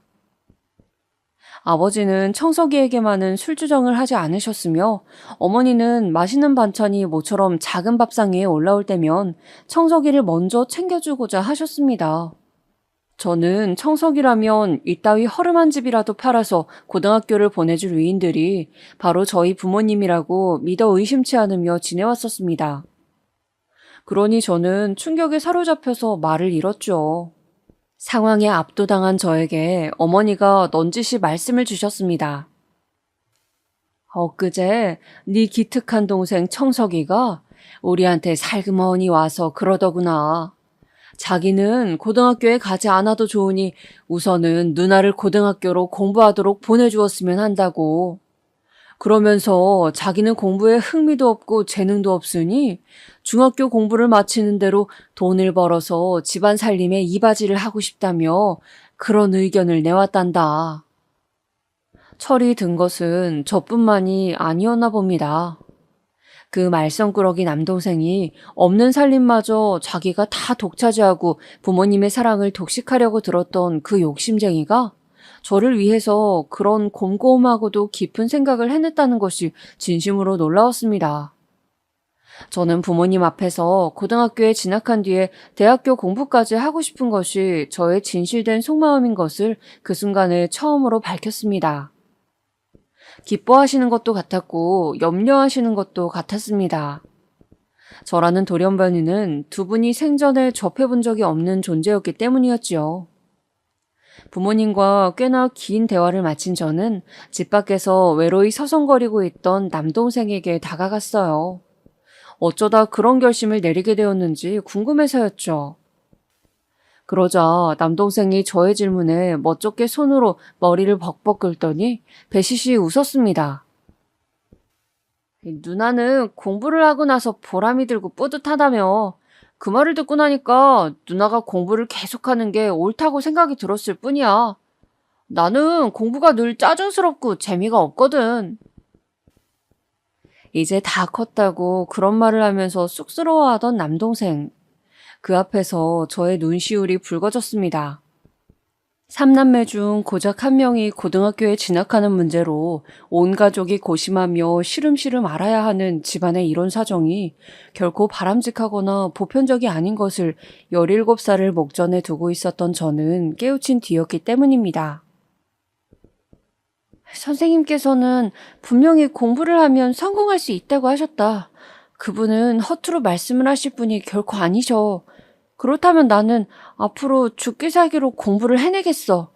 반드시 성공을 해서 내가 우리 집안을 일으켜낼 거야. 계속해서 이런 삶의 굴레 안에서만 살게 두진 않겠어.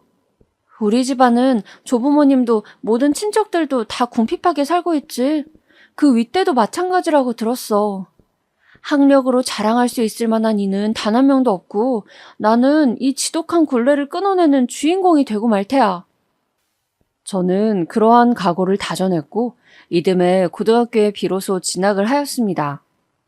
그리고 저는 제가 진정으로 공부를 해내는 재능이 있다는 것을 증명해 보였습니다.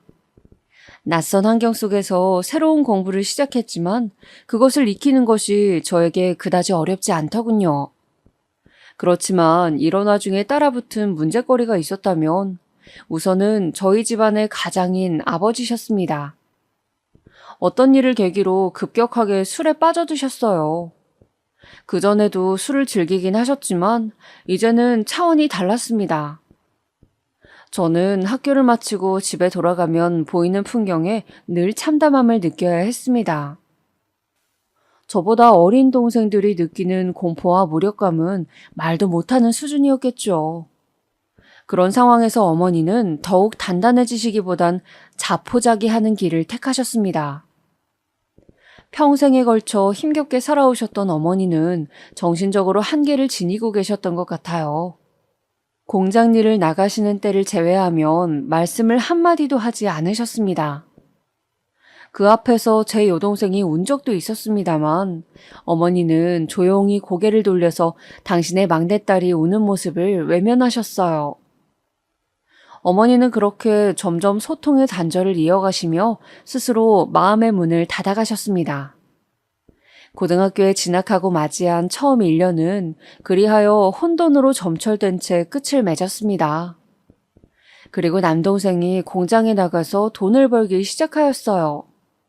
만약 이때 남동생이 돈을 벌지 않았더라면 저희 가족은 그것으로 끝이었을지도 모릅니다.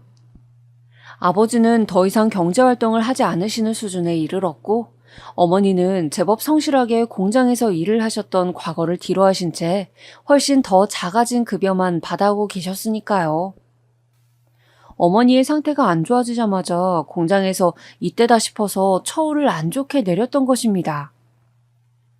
남동생이 난생 처음으로 노동의 대가를 받아온 금액은 아주 작았습니다.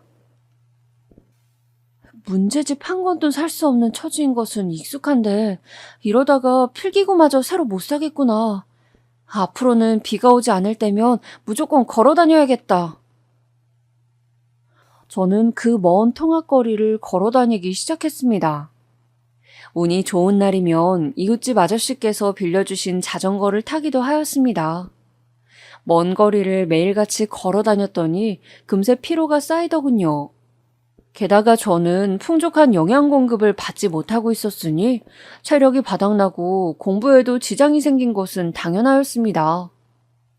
그러나 동생들에게는 일절 이런 부분을 말하지 못하였고 자습을 위해 일찍 나가고 늦게 들어온다는 핑계를 대었어요. 그러던 어느 날 더위가 가신 줄 알았건만 얄팍한 착각을 하고 말았던 늦여름이었습니다. 날씨 때문에 완전히 체력이 바닥났었나 봐요. 저는 집으로 귀가하던 길에 정신을 잃고 쓰러졌습니다. 어이 학생, 정신을 좀 차려봐. 어째 이런 데서 엎어져 있어? 괜찮은 거야? 저를 붙잡아 들고 깨운 손길에 간신히 정신을 차릴 수 있었어요. 그분이 물을 한 잔 주셔서 그걸 받아 마셨더니 눈앞이 조금 선명하게 보였습니다. 쓰러졌던 저를 살펴봐 주신 분이 누군가 하고 쳐다봤더니만 근처에서 국밥집을 운영하고 계시는 사장님이셨어요. 제가 그분이 국밥집 사장님인 것을 어떻게 알고 있었냐 하면 버스를 포기하고 걸어 다니기 시작하면서부터 그 식당 앞을 늘 지나가게 되었거든요. 와, 국밥 냄새. 한 그릇 먹으면 속이 든든해지겠지? 저런 걸 먹어본 지가 언제였는지 기억도 안 난다. 아니, 원 없이 국밥 한 그릇을 제대로 먹어본 역사가 내 인생에서 있기나 했던가? 없었던 것 같네. 그렇구나. 저기 안쪽에 서 있는 아저씨가 국밥집 사장님이시겠지? 좋겠다. 언제나 맛있는 국밥을 드실 수 있을 테니까. 부럽다. 꼬르륵거리는 배를 움켜쥐면서 그 앞을 지나갈 때마다 국밥 생각을 간절하게 머릿속에 떠올렸습니다. 그랬기 때문에 저는 그 사장님을 한눈에 알아볼 수 있었어요. 도와주셔서 감사합니다. 잠시 어지러워서 그랬나 봐요. 저는 꾸벅 인사를 드리다가 몸을 휘청거렸는데 사장님이 깜짝 놀라시면서 제 몸을 부축해 주셨습니다. 너같이 빚 좀 마른 학생은 처음 본다. 교복을 보니까 바로 여기 근처의 학생이잖아. 지금 집으로 가는 거니? 사장님의 물음에 저는 힘없이 고개만 끄덕거렸어요. 조용히 돌아설 작정이었는데 갑자기 사장님이 상상하지도 못한 선의를 베풀어 오셨습니다. 밥은 먹었니? 이 시간까지 설마 굶진 않았겠지만 널 보니까 그 설마 하는 일이 진짜로 일어났을 수도 있겠다 싶구나. 국밥 한 그릇 먹고 가라. 아저씨가 한턱 내줄게. 저는 당황한 채로 사장님의 손에 이끌려서 국밥집으로 들어갔습니다. 주방 아주머니가 저랑 사장님을 번갈아 쳐다보면서 눈을 휘둥그레 뜨시더라고요. 뭐해? 한 그릇 얼른 말아봐. 뜨끈하게. 여기 학생이 배고파서 돌아가시겠단다. 사장님이 큰 소리로 외치니까 주방 아주머니가 고개를 절레절레 하더니 금세 국밥을 준비하시더군요. 작은 국밥집의 내부는 그 당시에도 생각하였지만 무척 정감이 깊은 분위기를 띠고 있었습니다. 낮은 천장에 은은한 조명, 조금은 허름한 느낌이 드는 인테리어였지만 식기며 각종 집기들은 아주 깨끗하게 관리가 되고 있는 것이 바로 보였습니다. 이윽고 국밥 한 그릇이 제 앞에 놓여졌습니다. 저는 간신히 잘 먹겠다는 인사를 남긴 채 허겁지겁 국밥을 퍼먹기 시작했어요. 어허, 그러다가 입안이 다 헐겠어. 이미 다 뒤었겠구만. 저의 그런 모습을 보신 사장님이 물을 가져오시면서 제 맞은편에 앉으셨어요. 저는 그 말씀을 듣고 나서야 제 입안이 무척 뜨겁다는 사실을 알았습니다. 뜨거운 국물 때문에 입천장이 까졌다는 것은 몇 시간이 지나고 깨달았지요. 죄송해요. 너무 맛있어서 그만. 너무 배고파서 그런 건 아니고? 사장님의 질문에 저는 입안보다도 제 귓가가 더 뜨거워지는 것을 느꼈습니다. 부끄럽고 창피하더라고요. 그럼에도 허기를 양껏 채울 수 있는 이 기회가 너무 소중해서 저는 다시 수저에 힘을 주고 국밥을 먹었습니다. 내 동생들도 지금 같이 먹을 수 있다면 좋았을 텐데 나만 먹어서 미안하네. 저는 동생들 생각이 나서 국밥을 먹는 동안 코를 훌쩍였습니다. 저희 삼남매는 외식이라는 걸 해본 일이 없었어요. 친척집에 가서 제사상에 올라갔던 음식을 맛있게 먹었던 것이 외식으로 쳐질 수 있다면 그것이 유일하였습니다. 사장님은 제가 사는 동네를 물어보셨는데 저는 대답을 망설이다가 솔직하게 답을 드렸어요. 그러자 사장님은 물론이고 주방 아주머니까지 화들짝 놀랐습니다. 그 거리를 설마 걸어 다니는 거냐는 질문에 그렇다는 답을 하면서 민망함으로 고개를 떨궈야 했네요. 정말 맛있게 잘 먹었습니다. 감사합니다. 제가 돈이 생긴다면 반드시 오늘 얻어먹은 값을 치르겠습니다. 저는 식당을 나서면서 몇 번이고 인사를 드렸습니다. 사장님은 그럴 것 없다면서 손을 휘휘 내저어 보이셨죠. 그날 집으로 돌아가는 길이 평소보다 덜 무섭고 덜 힘들었던 것 같습니다. 3학년으로 올라가기 전에 돈을 벌어둔다면 좋을 텐데 돈을 벌 수 있는 좋은 수단이 혹시 없을까? 그리고 저는 그런 고민에 빠져들었어요. 찢어지게 가난한 집안의 자식이라는 걸 팍팍 티라도 내듯 그게 다 드러났던 저에게는 마땅한 친구가 없었습니다.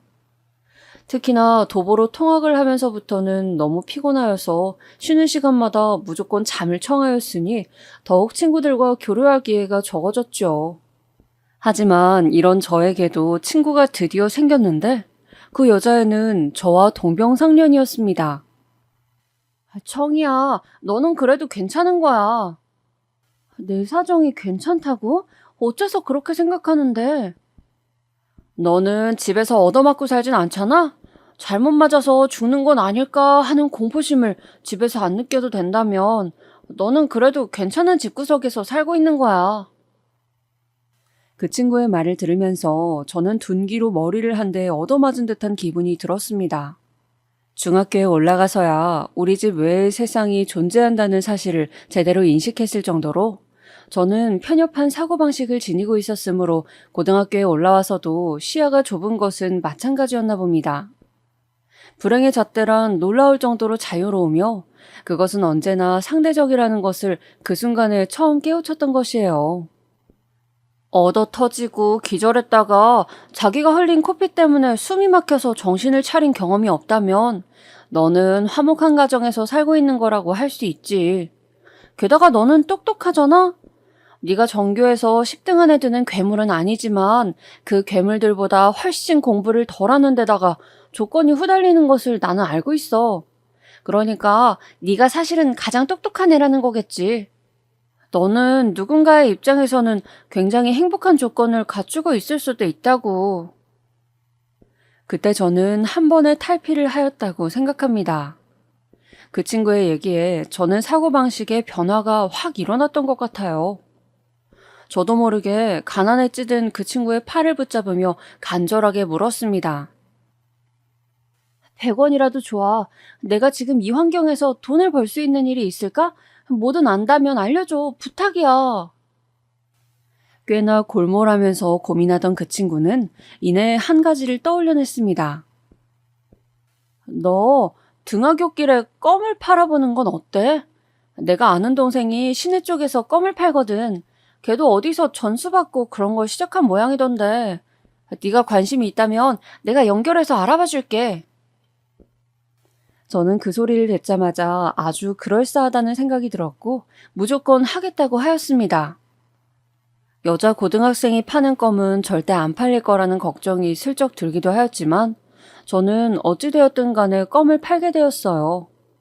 등하굣길이 워낙 길었다 보니 그걸 이용해서 껌을 팔기 시작했습니다.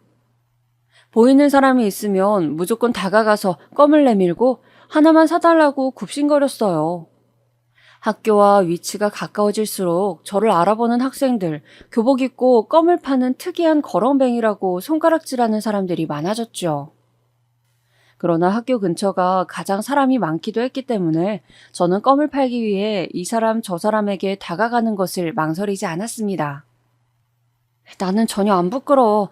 정말로 부끄러워해야 하는 사람은 아무것도 안 하고 돈이나 축내면서 좁은 집의 한 구석을 차지하고 들어놓은 아버지야. 그리고 점점 더 부모의 역할에서 멀어지고 있는 어머니야. 나는 부끄러움을 느끼지 않아도 되는 사람이니까 당당하게 계속 껌을 팔 거야. 한 푼이라도 버는 게 중요하니까. 남동생은 그렇다 치더라도 여동생까지 딸려있는 마당에 제가 단 한 푼이라도 아끼고 또 벌 수 있다면 그것이 저에게는 큰 위안이었습니다. 그렇게 제발 한 통만 사달라면서 구걸해 가며 껌을 팔기 시작한 지 2달이었습니다. 어느새 날씨는 몹시 추워져 있었죠. 아이, 안 산다니까. 왜 자꾸 귀찮게 해? 너 귀 먹었어? 어떤 나이든 아저씨에게 껌을 팔아보려다가 저는 팔지는 못하고 머리통을 한 대 얻어맞았습니다. 그러면서 손에 들고 있던 껌들이 떨어졌어요. 저를 때린 아저씨는 욕을 하면서 멀어지셨고 저는 바닥에 쪼그려 앉아서 껌들을 하나하나 주웠습니다. 다 주워들고 일어섰을 때 저기 멀리서 저를 바라보고선 인형이 눈에 들어왔어요. 자세히 보니까 그 사람은 바로 국밥집 사장님이셨습니다. 손짓을 해서 저를 부르시더라고요. 왠지 창피함이 몰려와서 그 부름에 갈까 말까 고민하다가 혹시 껌을 팔아주실지도 모른다는 생각이 들자마자 다리가 저절로 움직였습니다. 다가가서 꾸벅 인사를 드렸는데 식당 안으로 들어오라고 하시더군요. 구석자리에 마주보고 앉자마자 사장님이 저한테 딱 이렇게 물어보셨습니다. 너 왜 이러고 사니? 무슨 사정이 있어? 그리고 저는 막막해져서 어떤 대답도 섣불리 뱉지 못하고 가만히 있었습니다. 침묵만 지키면서 고개를 수그리고 있는데 문득 제 시야에 뜨끈한 국밥이 들어왔어요. 제 앞에 국밥을 놓은 사람은 주방 아주머니셨습니다. 왜 자기 마음대로 국밥을 내오는 거야? 아이고, 웃기는 사장님이네. 앉았으면 무조건 국밥을 먹어야 하는 게 이 집 규칙 아니었어? 내가 잘못 알고선 일을 하고 있었나? 주방 아주머니는 사장님에게 능청스레 말을 하고는 다시 주방 안쪽으로 가셨습니다. 제가 머뭇거리자 사장님은 혀를 쯧쯧 차시면서 저에게 국밥을 먹으라고 해주셨어요. 언제나 그렇듯이 그때도 배가 고팠기 때문에 저는 더 사양할 도리가 없이 국밥을 먹었습니다. 그날도 국밥이 아주 뜨끈하였죠. 저희는 내 사촌 누나 되는 사람이야. 그러니까 이 가게는 가업이라고 할 수 있지. 제가 여쭈어 보지도 않았건만 사장님은 주방 아주머니의 신상을 저에게 알려주셨습니다. 그러더니 본인이 언제부터 이 식당을 운영하게 된 것인지, 그동안 어떻게 살아왔는지 갑자기 저에게 쭉 늘어놓으셨어요. 듣는 동안에 저는 국밥을 다 먹어치웠습니다. 자, 다 들었으면 이제 네 차례다. 나는 오늘 너한테 국밥 한 턱을 쏘겠다고 말을 한 적이 없거든. 그러니까 네 이야기를 해서 대신 값을 내도록 해. 안 그러면 돈을 내고 가야 할 거야. 사장님은 짐진 무서운 표정을 지어 보이셨지만 그건 하나도 위협적이지 않았습니다. 망설이던 저는 일순간에 마음이 풀어져서 제 이야기를 하기 시작했어요. 사장님은 제가 공부를 잘한다는 대목을 들으실 땐 놀란 얼굴이 되셨죠. 하지만 이런 상황에서는 솔직하게 대학을 간다고 해도 그 돈이 감당이 될 수 있을지 모르겠어요. 아무래도 어렵겠죠? 고등학교를 제대로 끝마칠 수 있을지 없을지도 저는 미지수인걸요. 제가 초연하게 말을 맺었을 때 사장님은 아주 진지한 눈빛으로 저를 바라보고 계셨습니다. 그러면서 저를 보면 예전에 열병으로 세상을 떠난 본인의 여동생이 생각난다고 하셨어요. 아주 똘똘했었기에 그때 일찍 세상만 뜨지 않았어도 분명히 공부를 잘하는 학생이 되었을 거라고 본인은 믿고 계신다고도 덧붙이셨죠. 너 이제 껌은 그만 팔아라. 네가 학교를 다니고 공부를 하는 이상 내가 네 학비는 지원해주마. 사장님이 아무렇지도 않게 꺼내신 그 발언에 저는 너무 놀라서 딸꾹질까지 튀어나갔습니다. 혹시 농담으로 그러신 건가 싶어서 유심히 눈치를 살폈지만 사장님은 진심이셨어요. 길에서 쓰러져 있었던 제가 어느 순간부터 껌을 팔기 시작하는 걸 발견하시고는 내내 신경이 쓰이셨다고 하시면서 저에게 학비를 꼭 지원해주고 싶다고 거듭 말씀을 해오셨습니다. 하지만 저는 드릴 수 있는 게 없는걸요. 이건 사장님께 수지타산이 맞지 않은 일이에요. 예끼, 공부 좀 한답시고 이런 상황에서 수지타산을 운우네? 그럴 거면 나한테서 국밥 얻어먹었을 때도 그 이야기를 하던가. 거참 얍삽하구만. 호탕하게 웃어 보이신 사장님께서는 저에게 앞으로 학비 걱정일랑 하지 말고 성실하게 학교나 다니라고 말씀해 주셨습니다. 그리고는 저에게 1,000원을 주셨어요. 영문을 몰라서 그걸 받아들고 사장님을 바라본 순간 저는 들려온 다음 말에 눈물을 주르륵 흘리고 말았습니다. 갈 때 버스 타고 집에 들어가라. 이제 해 떨어지면 엄청 춥다 이 녀석아. 깜깜해서 앞도 안 보여. 저는 사장님을 향해 그리고 주방 안쪽에 앉아 계신 아주머니를 향해 허리를 숙여 인사를 드렸습니다. 나는 정말 행운이 넘치는 사람이구나. 내가 뭘 잘했다고 이토록 훌륭한 어른을 만날 수 있었을까? 그날 버스를 타고 집에 가는 동안 저는 히끗거리면서 내내 눈물을 삼켜냈습니다. 감동으로, 감사함으로 울어본 적은 그때가 평생에서 처음 있는 일이었습니다. 눈물을 한바탕 계속해서 쏟아내면서도 마음속으로는 따뜻한 기운이 퍼져나갔죠. 가난에 허덕이며 능력이 부족한 부모님 밑에서 살아오며 저는 대가 없이 주어지는 돈은 존재할 수 없는 허상이라고 여겼었더랬죠. 하지만 국밥집 사장님은 본인의 말을 굳건히 지키심으로 저에게 이런 이야기가 존재하는 세상도 있다는 것을 알려주셨습니다. 어느새 술독에 푹 빠져버린 아버지. 난데없이 불교에 빠지셨던 것인지 매일같이 절에 찾아가 몇 시간이고 불상 앞에서 기도를 드리시는 것도 모자라 없던 돈마저 자꾸만 절에 갖다 바치려고 혈안이셨던 어머니. 그 단편만 보자면 저희 가족에게는 꿈도 희망도 없었습니다. 그러나 저는 외로이 공장 일을 하던 제 남동생의 손을 붙잡으며 누나가 나중에 너 호강시켜줄 거야 라는 말을 감히 내뱉음으로써 남동생이 미래를 바라보며 견디게 하였습니다. 또한 방황하던 여동생에게 긍정적인 미래를 약속하면서 엇나가지 않도록 애를 썼습니다. 그래서 제 동생들은 그 집구석에서도 잠에 들면 입가에 미소를 그려내었어요. 꿈속에서는 이 지독한 현실이 모두 날아간 밝은 미래를 그리고 있었으니까요. 저는 국밥집 사장님의 지원하에 고등학교 과정을 무사히 끝마칠 수 있었고 무려 서울에 있는 대학에 합격하였으며 그것도 모자라서 의대생이 되었습니다. 아버지가 술 외의 것에 관심을 가진 건 오랜만이었어요. 내 딸이 그렇게나 똑똑했다고? 믿어지지 않는다는 아버지의 얼굴에는 형용할 수 없는 복잡한 감정들이 뒤섞여 있었습니다. 흐린 눈으로 입을 다물고 있었던 어머니에게 생기가 돈 것도 정말 오랜만이었고요. 네가 해냈구나. 나는 진짜로 네가 해낼 줄은 몰랐어. 너를 공장에 보낼 것을 괜히 고등학교에 보냈다고 나는 내내 후회하고 있었는데. 어머니는 꺼이꺼이 울음을 터뜨리셨고 그 울음은 온 가족에게로 전염이 돼서 5 식구가 한데 모여서 그날 실컷 울었습니다. 저희 가족은 죽이 되든 밥이 되든 이제 서울로 가야 한다는 결정을 내렸어요. 오래도록 살았던 경기도 변두리의 동네를 떠나는 순간이었습니다. 저에게 이미 대학에 입학해서 당장 먹고 살 수 있는 금액을 내어주셨던 국밥집 사장님을 저는 찾아뵈었죠. 저의 대학 합격 소식에 눈물을 훔치셨던 사장님은 제가 서울로 떠나기 전에 그 앞에서 저를 올리던 순간에 다시 눈물을 보이셨습니다. 내가 누누이 말했던 거 지금 또 말하는데 괜히 갚을 생각 마라.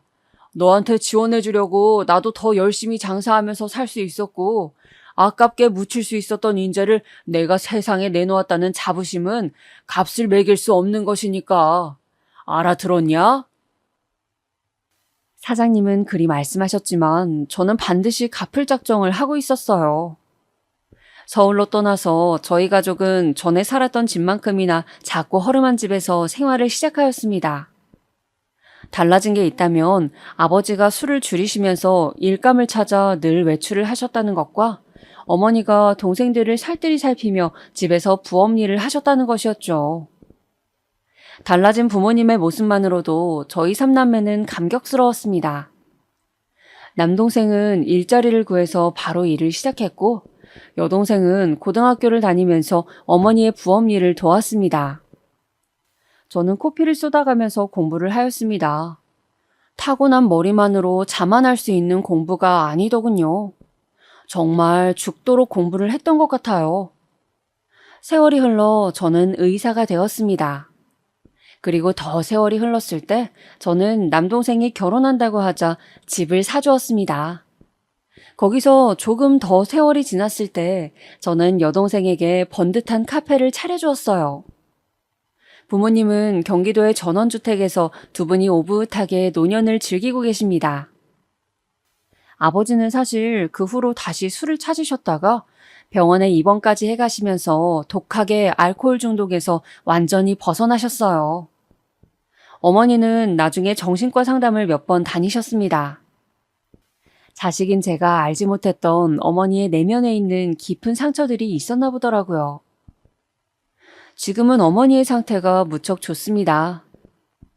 어린 시절에 제가 기억하는 어머니의 모습보다도 오히려 지금이 더 좋아 보일 정도니까요. 그리고 저는 의사가 된 직후에 국밥집을 찾아갔었습니다. 하지만 그 자리에는 국밥집이 더 이상 남아있지 않았어요. 주변 상인분들에게 물어가면서 사장님의 소식을 구했습니다. 어떤 분이 그러셨어요. 아유, 거기 사장?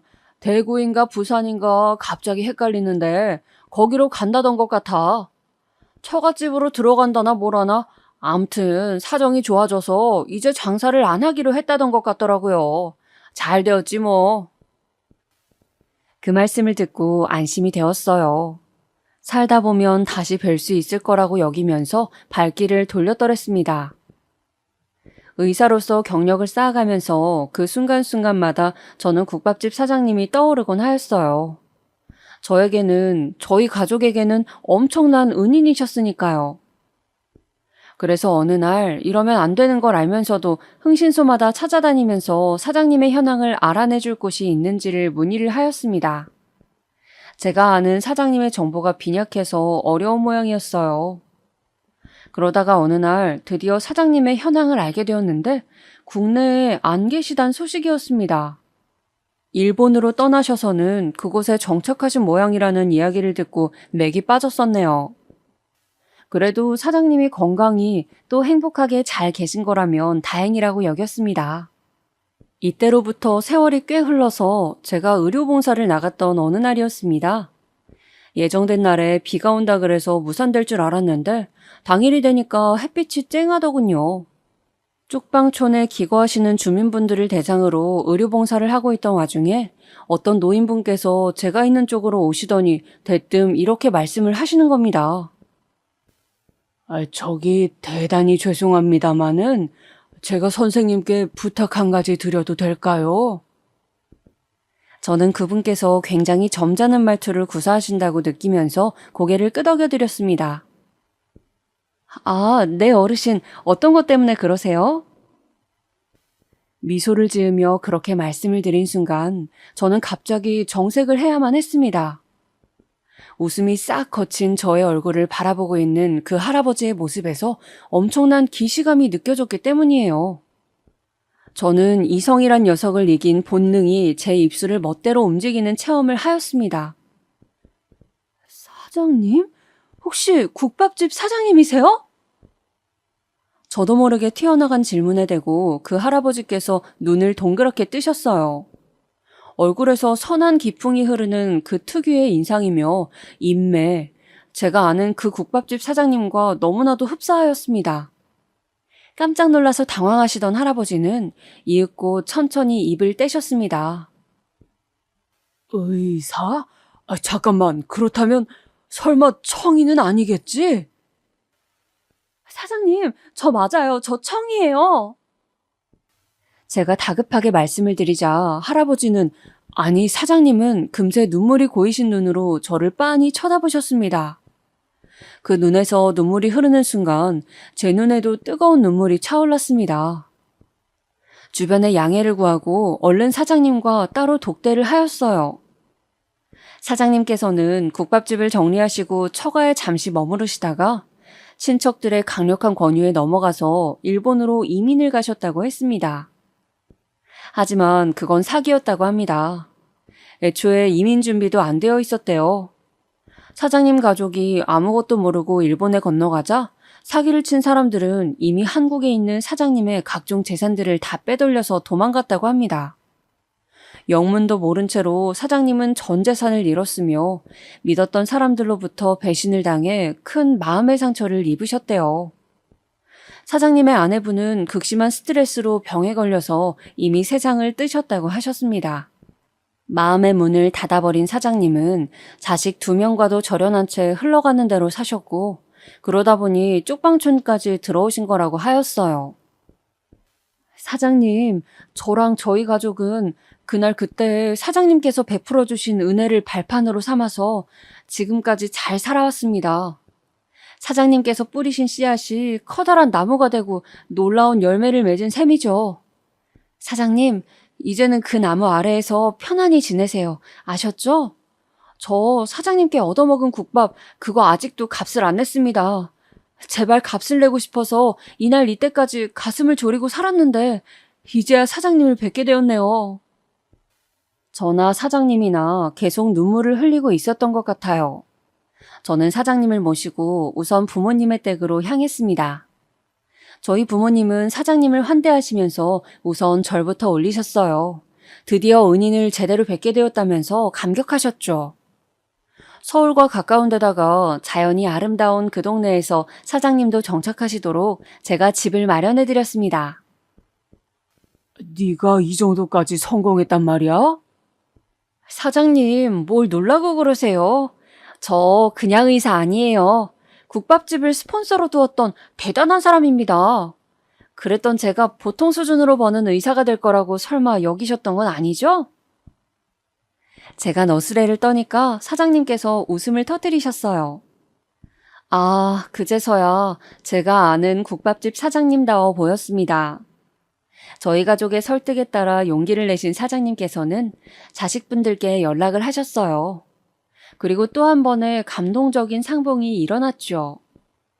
그 모습을 보면서 저희 가족도 무척 뿌듯함을 느꼈답니다.